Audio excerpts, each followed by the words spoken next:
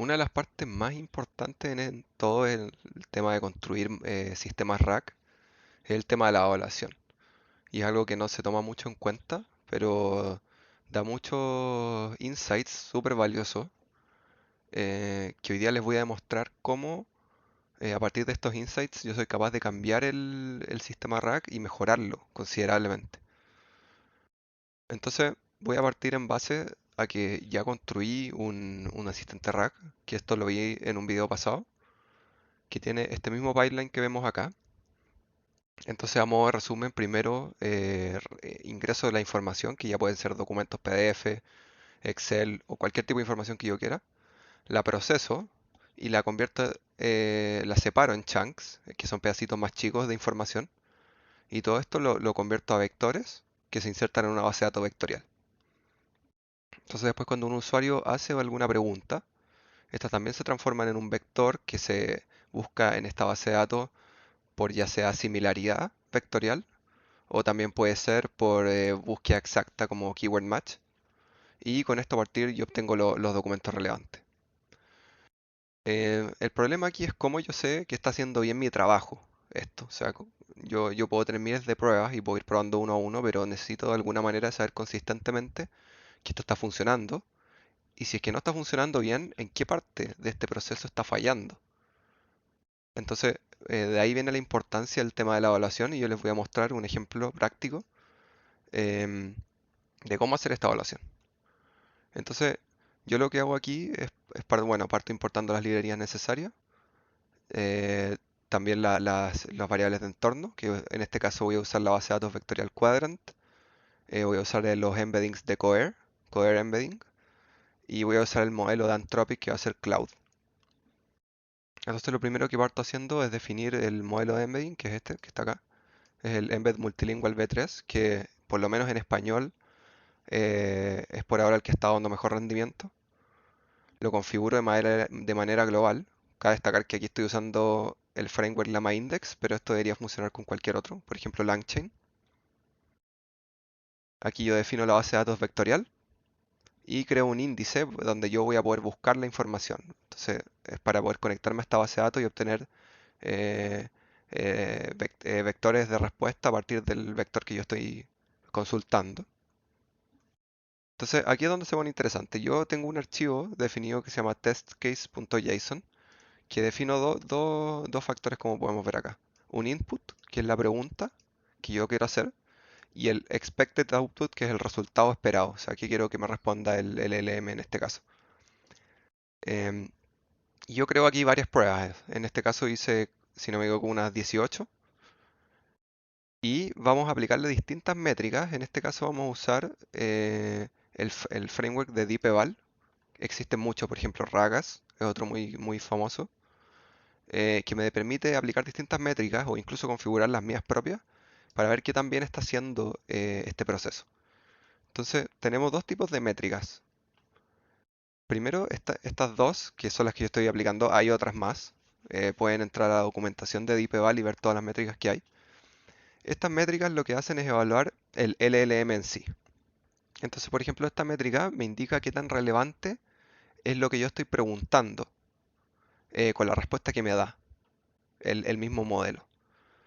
Entonces, bueno, y aquí yo defino el modelo que voy a usar para evaluar, porque obviamente todas estas evaluaciones son hechas por otro modelo simultáneamente. Entonces estoy como evaluando mi modelo con otro modelo.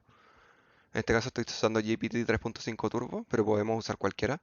Podemos incluso definir otro que no sea GPT.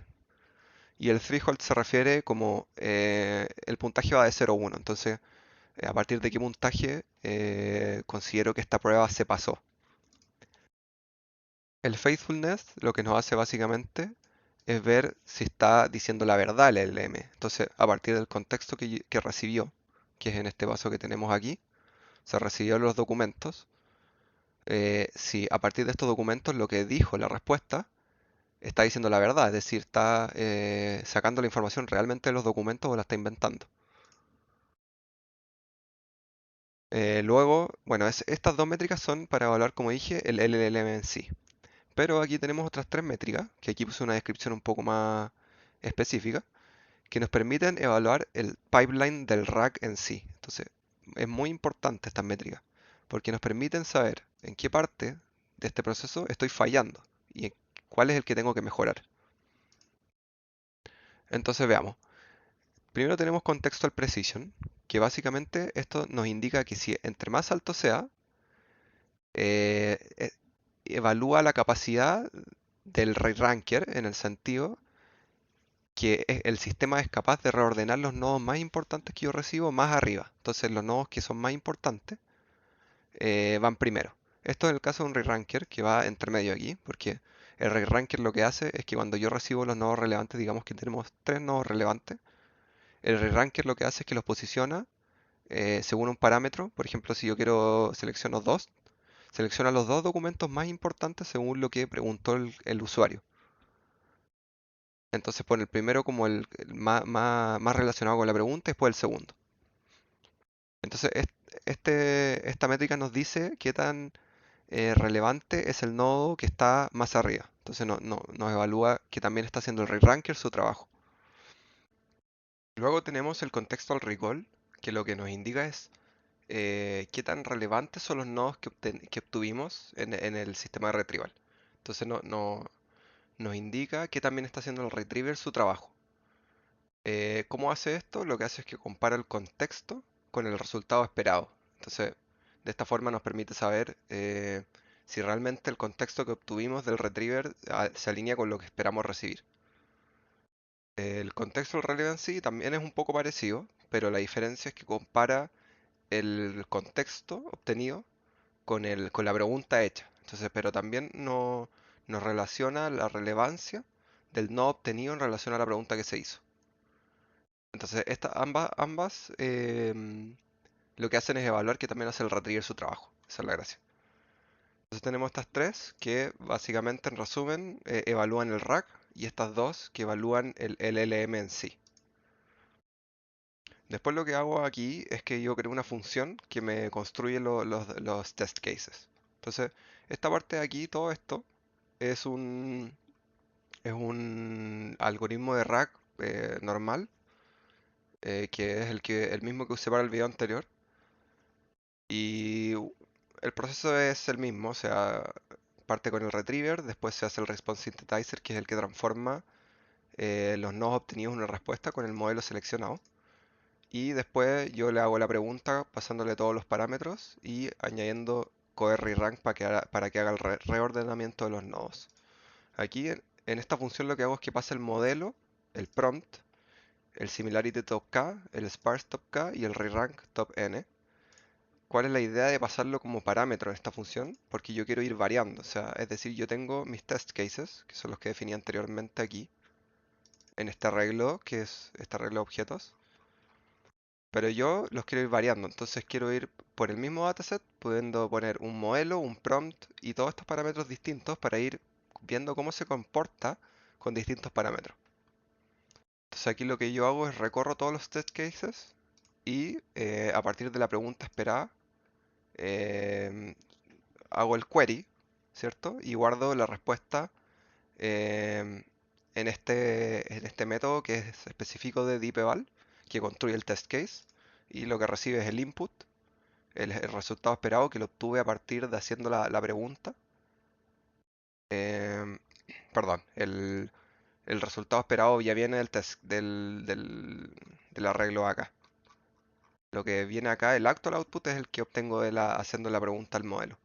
Y después el retrieval context también son los nodos que obtuvimos al hacer también la pregunta. Entonces todo esto nos genera un arreglo de test cases, que es de esta clase, y los retorna. Entonces aquí más abajo lo único que hacemos es definir los modelos que vamos a usar. En este caso yo comparé dos. Comparé el Cloud 3 Haiku y Cohere. Entonces yo hago un arreglo que va a contener tuplas, uno con el nombre para poder saber identificarlo, y con la entidad del modelo en sí.